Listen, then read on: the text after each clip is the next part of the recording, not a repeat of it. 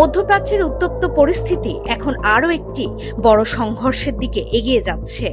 Yemeni সশস্ত্র বাহিনীর ক্ষেপণাস্ত্র বাহিনী গত কয়েকদিনে ইসরায়েল এবং মার্কিন বাহিনীর বিরুদ্ধে একের পর এক হামলা চালাচ্ছে। এই হামলাগুলোর মধ্যে সবচেয়ে শক্তিশালী আক্রমণে কেঁপে উঠেছে ইসরায়েল। এক ভয়ঙ্কর হাইপারসোনিক ক্ষেপণাস্ত্র নিক্ষেপ করেছে হুতি।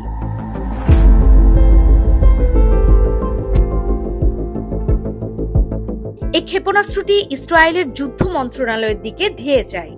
ইসরায়েলের আকাশ প্রতিরক্ষা ব্যবস্থা ক্ষেপণাস্ত্রটিকে বাধা দিতে ব্যর্থ হয়।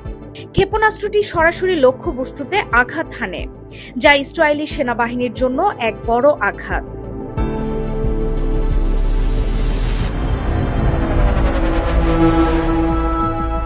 হুতি যোদ্ধারা জানিয়েছে, প্যালেস্টাইন 2 হাইপারসোনিক ব্যালিস্টিক মিসাইল দিয়ে হামলা চালানো হয়েছে।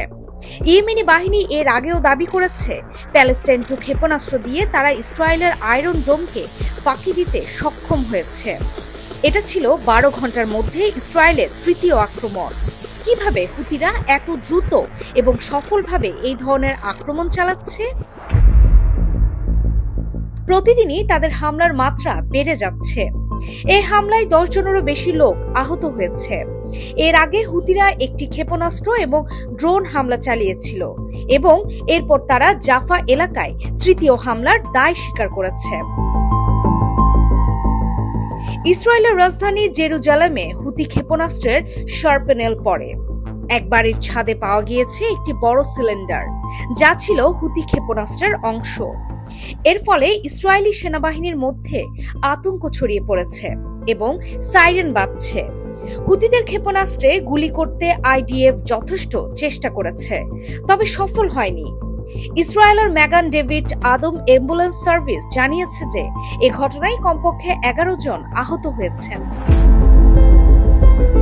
হুতিরা স্পষ্টভাবে ঘোষণা করেছে, তারা ফিলিস্তিনের জনগণের ওপর নিপীড়ন এবং গাজায় চলমান গণহত্যার প্রতিক্রিয়া হিসেবে এই হামলা চালাচ্ছে।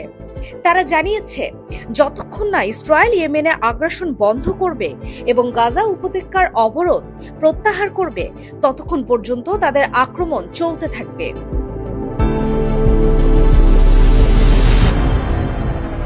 এর আগে হুতি মার্কিন সেনাবাহিনীর সঙ্গে মুখোমুখি সংঘর্ষে লিপ্ত হয়েছে। প্রায় 9 ঘন্টা ধরে চলা এই সংঘর্ষে হুতিরা দাবি করেছে, তারা মার্কিন বিমানবাহী রণতরী ও যুদ্ধ বিমানকে লক্ষ্য করে হামলা চালিয়েছে। তবে হুতিরা তাদের হামলার সম্পর্কে আরও বিস্তারিত কিছু জানায়নি।